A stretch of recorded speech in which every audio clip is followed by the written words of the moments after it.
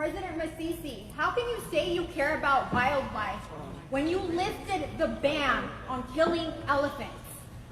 How can you say you care about your wildlife in your country when you are doing this? This is not the answer. You have blood on your hands. Blood on your hands. Hold up, Carol.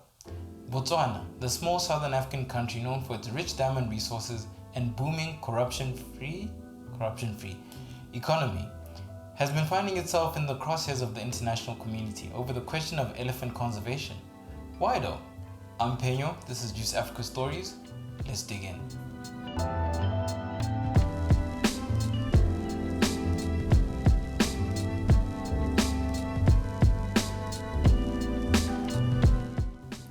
Citing a high incidence of human-elephant conflict, Mokgweetsi Masisi, Botswana's current president, announced the lifting of the country's long-standing ban on elephant hunting in 2019, and animal rights activists around the world went nuts. The ban was enacted in 2014 by Masisi's predecessor, former President Ian Khama. Its lifting roused ire with Khama, who publicly opposed the decision. His disagreement was deemed cheap politicking by some, as it was leading to the country's national elections. However, the statesman is known to have a love for the great outdoors, so perhaps his concerns were in fact genuine. Early 2019 saw Victoria Falls host heads of state and environmental ministers from surrounding countries Angola, Namibia, Zambia, and of course Botswana. To the support of his neighbors, Masisi shared his vision for managing Southern Africa's elephants under the collective of the Kavango-Zambezi Transfrontier region, also known as Kaza. Principal to his strategy of animal control is the allowing of so-called big game hunters. The hunting industry was granted a quota of 420 to 800 elephants a year, which garnered attention from a few ballers with an interest in taking selfies kneeling over dead animals. But not all game shooting is reserved for the rich foreign trophy hunters. It is common for governments to incentivize communities to take part in conservation initiatives through game hunting practices. During his tenure, Botswana's second president, Sekituile Masire, introduced the community-based natural resource management program. Under it, government would allocate indigenous rural communities quotas of animals to hunt and kill. The practice had the combined effect of regulating wildlife populations while also empowering local communities in the affected areas to take ownership of conservation activities. A critical practice, as often such communities are the first line of defense when reporting poaching activities. With nearly 130,000 elephants, Bots has the largest elephant population in the world, almost doubling its nearest rival Zimbabwe. Estimates range from 500,000 to 700,000 elephants walking the African plains today.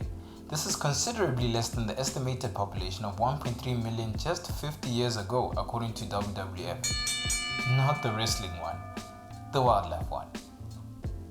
The African elephant, Loxodonta, has two remaining species alive today, L. africana and the smaller African forest elephant, L. cyclotis. Sounds like a disease. It is believed that 4 other African species have become extinct. Elephant poaching has dramatically reduced their numbers across the continent. Often the ivory from their tusks is used to make ornaments, jewelry, and most notably, Chinese traditional medicines. Demand in China is considered to be the largest driver of illegal elephant poaching, with the market for ivory estimated to have made close to $1 billion of revenue in the last 10 years.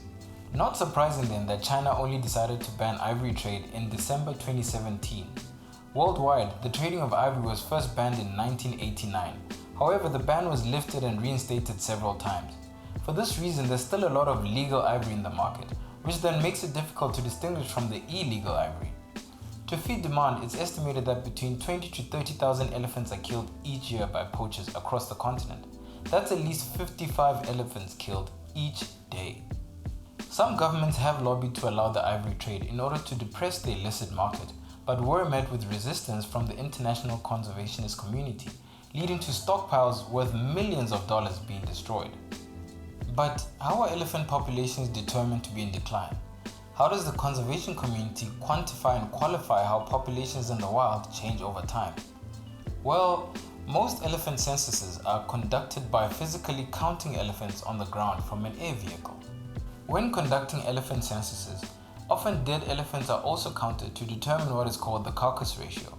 Carcass ratio is simply the number of dead elephants counted per living 10 ones. Quick maths. A carcass ratio of 10%, for instance, would translate to 10 elephants found dead in the wild for every 100 living ones counted in the same area. a carcass ratio of more than 8% is considered indicative of a declining elephant population.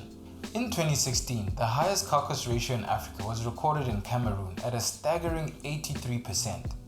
That's a lot of dead elephants. Other notable ones are Mozambique with 32%, Angola with 30%, and Tanzania coming in with a ratio of 26%. By comparison, Botswana's carcass ratio just manages to be below the threshold at 7%, possibly indicating considerably better control over poaching of elephants. Needless to say, elephant culling isn't unique to Botswana. South Africa, Zimbabwe, and other countries with significant elephant populations have instituted culling periods in the past. Interestingly, Botswana's hunting ban is not just limited to elephants. Several other large mammal species such as buffalo, impala, duiker, and even wildebeest, amongst others, are included.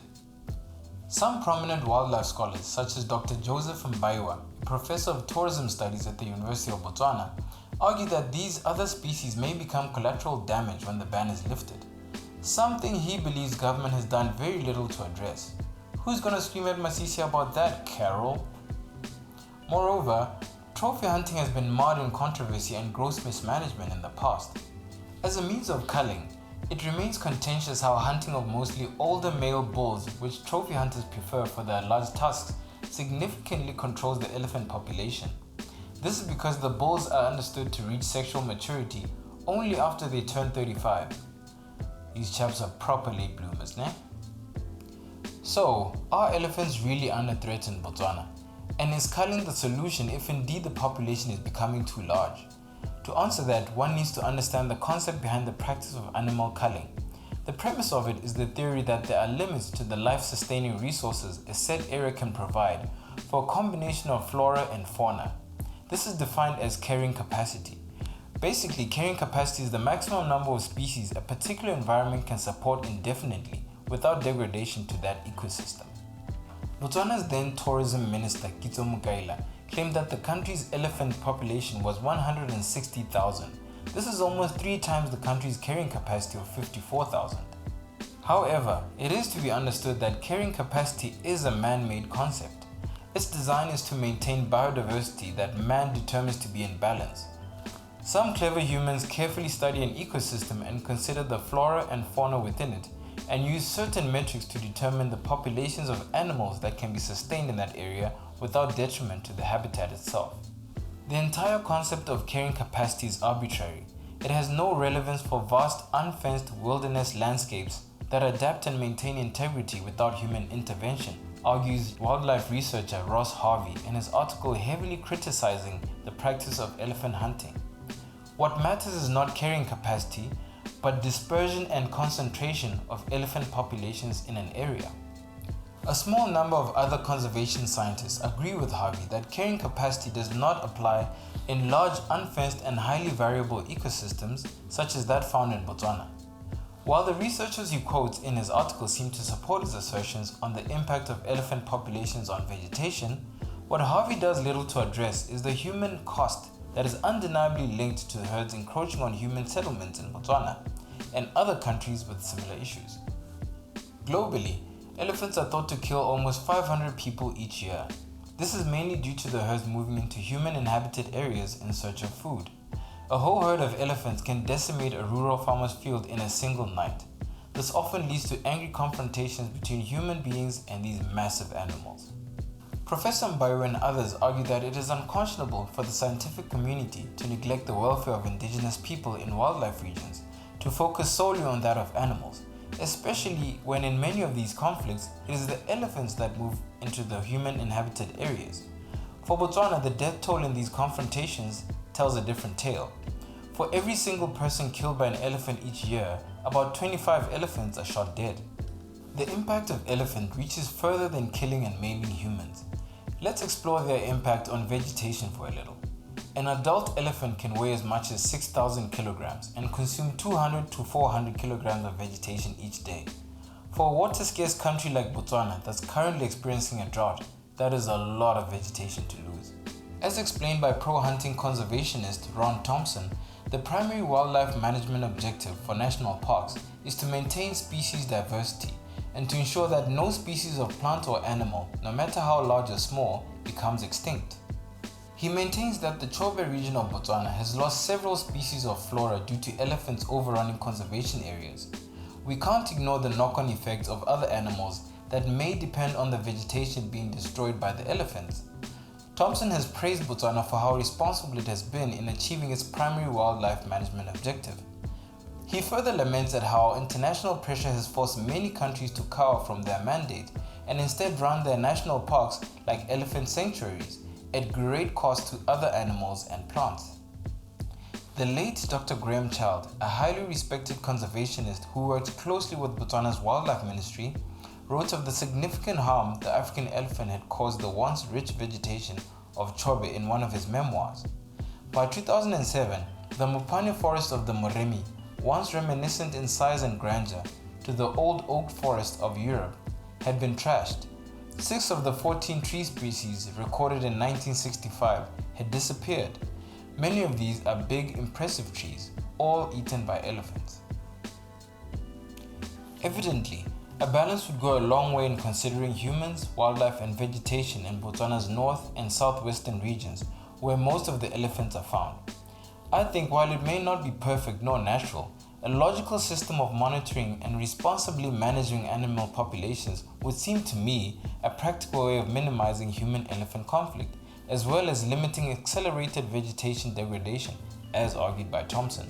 Botswana is home to just 2.3 million inhabitants, a population that has grown around 20% over the last 10 years. In comparison, its elephant population is believed to have contracted by 15% in around the same time. However, this decline is also debatable, as the 520,000 square meter Khaza region allows elephants to cross freely between Botswana, Namibia, Angola and Zambia.